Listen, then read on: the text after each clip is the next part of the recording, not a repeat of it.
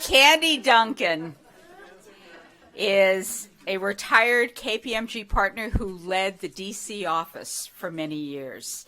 And let me tell you, that is a very unusual thing for a woman to do. She is a founding member of Paradigm for Parity. It's an organization dedicated to the leadership gender gap in corporate America, which includes the entry levels, the C-suites, and the boardroom. Welcome to the podium, Candy. Cynthia, Amy, thank you so much. Wow, what an impressive group of speakers. And I think we're going to find some synergies as we walk through some of the things that this group, which began just 2 years ago, is trying to do. Really supporting, Paula, what you were talking about, and, bringing more women, bringing more individuals into, what we hope will be the C-suite, the board, etc. But you've got to start with a good foundation and a good basis. Paradigm for Parity movement is a coalition of business leaders dedicated to addressing the corporate leadership gender gap. And as you think about that, one of the things that I'll give you some statistics on is when you have a college class, it's usually more than 50-50 women. It may be 55, it may be 60%. I'm sure you could share that what comes in isn't what we see at the other end. We have more women in college, but yet when we look at those that are rising to the top, it's not near what it needs to be, and nowhere close to 50-50. Same as what we heard from Paula in the technology space. This movement is a movement of CEOs, senior executive founders, board members, and business academics who are committed to achieving a new normal and trying to reset the stage of corporate America, which, we're looking to have men and women bringing all the talents to the table to tell the story, to where there's power, status, and opportunity for all. My personal story is one of which I was pretty fortunate. With KPMG for 38 years. Yep, that's a long time. And saw it all. Was the first female partner in Virginia. Was the first female managing partner here in the DC area. One of the first female board members for KPMG. And yet, I have to be honest and tell you, I was lucky. I was very fortunate. I had a lot of male supporters that kind of pulled me up and pulled me along. But that really isn't normal. I saw a lot of my friends that had a lot of other issues and a lot of other challenges. And I even look at the workplace today. Again, it's a 50-50 male-female, and yet we're not seeing 50% of the partners or the leaders, rise to that particular position. So I'm really pushing this to push others along and to help support in any way that I can. And we're seeing good movement. This isn't a matter of big numbers. It's one company at a time. We're going to talk about what it really means. And as of today, there are a little over 30 companies that have signed the agreement that they will bring parity into their workplace. And I know we have a couple people from Ernst here, and I'm very proud that Ernst was one of the early signers.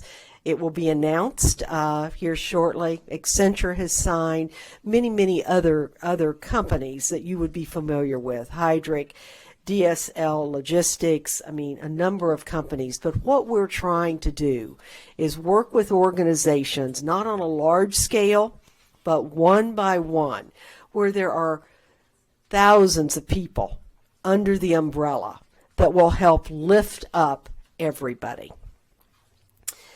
As we've heard before, powerful evidence links gender balanced leadership with financial and stock market outperformance. And I'll say that again. Paula alluded to it. But those companies that have a balance of diversity, different thought, different ways of doing things outperform the others. Simply put, companies with women in senior leadership positions do have performance that we all want to be associated with, whether it's working with them, working for them, having them as a supplier, or just owning their stock. P4P has outlined unique and specific frameworks for action to help companies progress towards gender parity. When simultaneously implemented, the steps in the Paradigm for Parity 5-point action plan cause change and enable substantial progress toward gender parity, and we're looking to do this by 2030. No, it's not 2020, and probably it should be, but we've been on this path. I would say the average age of the executives that are part of the Paradigm for Parity are close to 60. So right or wrong, they've seen how long it takes to really see movement within something like this. But listen to the 5 steps. 1, minimize or eliminate unconscious bias through frequent training. Wow, where did we just hear that? Thank you, Paula. 2, significantly increase the number of women in senior operating roles. Near term, 30% women with ultimate goal of gender parity by 2030. 3, measure targets at every level and regularly communicate progress and results internally. One of my favorite sayings is, what gets measured gets done. So we are really pushing measurement. That's easier said than done because there's different definitions. It's not one size fits all, but we think it's absolutely critical to measure where are we starting from, where do we want to be, and what's the path to get there. 4, base career progress on business results and performance, not on presence.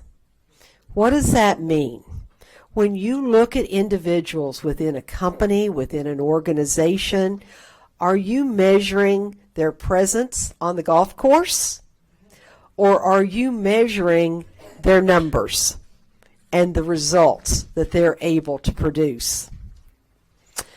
5, provide sponsors, not just mentors, to women well positioned for long-term success.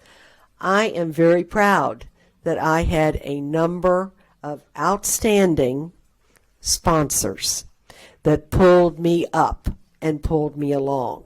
And we're trying to promote that for every woman so that they can rise to their highest potential. To assist companies in meeting the goal of gender parity by 2030, developed a toolkit comprised of useful and practical actions a company can take with a focus on better understanding their baselines, improving intakes, and managing with a diversity mindset. The companies that have committed to follow the roadmap view the Paradigm for Parity movement as important for their companies and their inclusive plans. It was launched officially in December of 2016, so not that long ago, with 27 companies that have committed to the previous 5 points.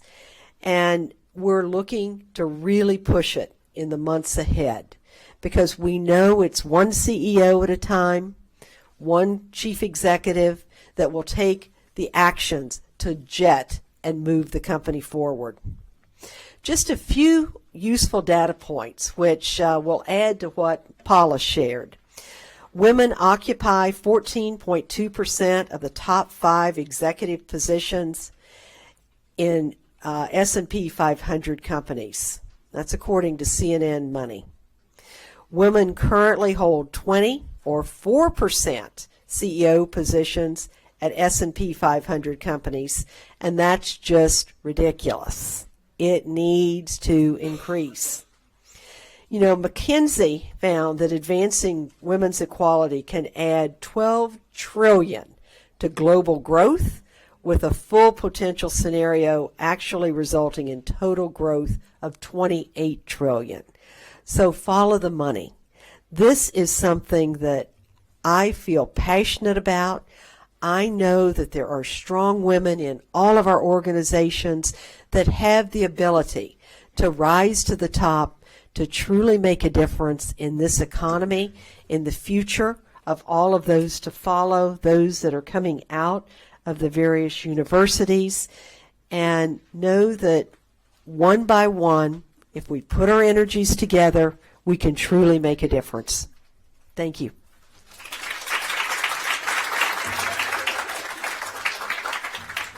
Okay, questions? Oh, here we go.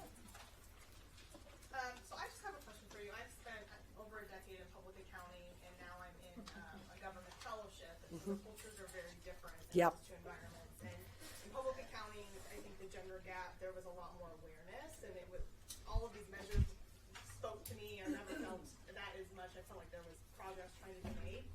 In the government and the role that I am, there's very few women that have been in that role, and the leadership is all male. And so, and you feel that and you see that, but my question is, how do you bring, and I agree with everything you said because I do think that's the solution, but how do you bring awareness to the problem when the people at the top don't recognize that there's a problem?